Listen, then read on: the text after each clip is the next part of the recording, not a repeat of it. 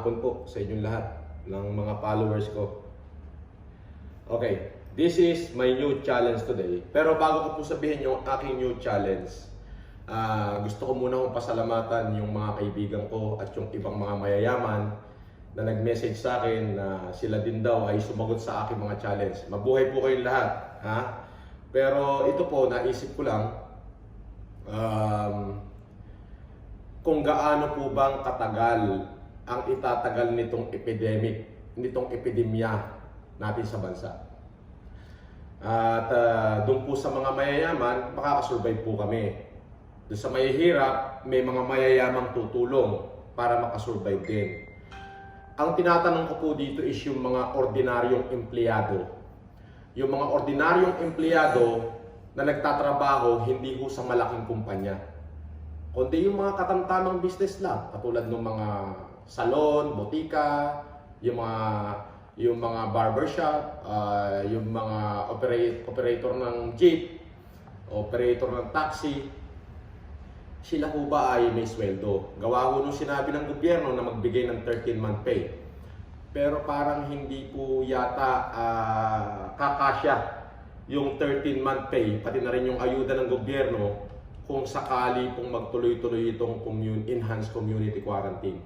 So dito po, ang china-challenge ko rito, tanda yun, nakikinig po kayo mabuti, pangungunahan ko na po, kung hindi nyo po kayang pasweldohin ang inyong empleyado dahil walang trabaho, sapagkat hindi nyo nga rin kagustuhan na kayo magsara, mas lalong hindi naman po kagustuhan ng mga tao na sila'y mawalan ng trabaho. Pareho pong hindi natin kagustuhan. Pero sino po ba ang dapat umunawa? Ang dapat po bang umunawa ay yung empleyadong manggagawa lang? O yung mga amo na siyang nagbibigay ng hanap buhay para sa mga manggagawa? Vice versa. Sino po ba ang dapat umunawa? Ngayon, ako po bilang isang maliit na mamumuhunan, sisimulan ko na ho itong challenge na to. Lahat ho ng aking empleyado ay bibigyan ko po, hindi man buo, pero susuportahan ko sila hanggat hindi natatapos itong kalamidad na pinagdadaanan ng ating bayan. Sana kayong mga may business dyan, halimbawa may-ari ng isang building, may-ari ng isang hardware, kung meron kayo 3-4 na empleyado, kung hindi nyo sila kayang pasweldohin dahil pare-parehas po natin hindi ginusto itong nangyayaring epidemya, ay kung maaari po, hinihikayat ko kayo na kahit man lang 2 sakong bigas kada buwan, bawat isang empleyado nyo at grocery ay bigyan nyo, makatawid lamang po sila. Kasi yan po mga yan, may mga anak pong pinagagatas yan, may mga anak pong kumakain yan eh. Yung nanay pag nagutom, okay lang po yun. Yung tatay pag nagutom, okay lang po yun. Pero pagka yung magulang nakita nila na yung kanilang anak nagugutom,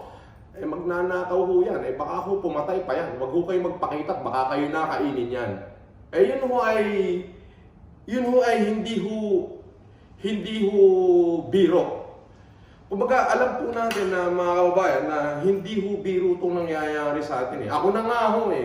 Andito na ako sa aking safety place para ho kong hari dito eh. Kumbaga, pengin pagkain, pengin kape, pengin tubig. Bigyan ko kayo sample. Labatar ko mo ako tubig. Palitan mo to. Anong tubig to? Fiji. Palitan mo ng Fiji din. Ganyan po ako. Pero, ang dine-demonstrate ko po, tayo makakasurvive. Yung ating mga maliliit na kababayan, pagtutuunan na po ng pansin ng gobyerno yan. Pero hindi ho kaya ng gobyerno mag-isa eh. Hindi ho natin kaya. First of all, there is no income coming to the government. Kaya po lahat ng mga maliliit na mamumuhunan, alam ko po na hindi ninyo ginusto na magsara ang inyong mga kumpanya, ang inyong mga negosyo. Lalong hindi rin naman ho ginusto ng ating mga kababayan na katulad ho ng mga maliliit lang ang hanap buhay. Karin tubig. Hindi rin ho nila ginusto yun.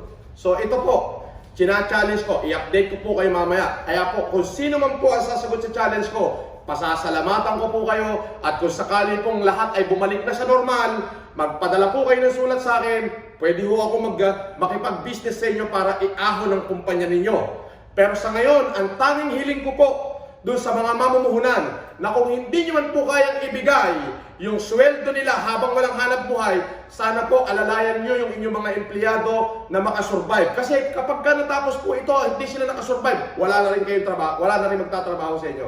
Yun lamang po, it is not about challenge, it is not about, but it is about how to help people in need, how to help our people. Hindi, alam niyo po, yung gagawin yung tulong sa inyong mga empleyado na pagtatrabahuhan din naman po nila kapag nag-resume sila sa trabaho, ay may mga anak po silang umaasa.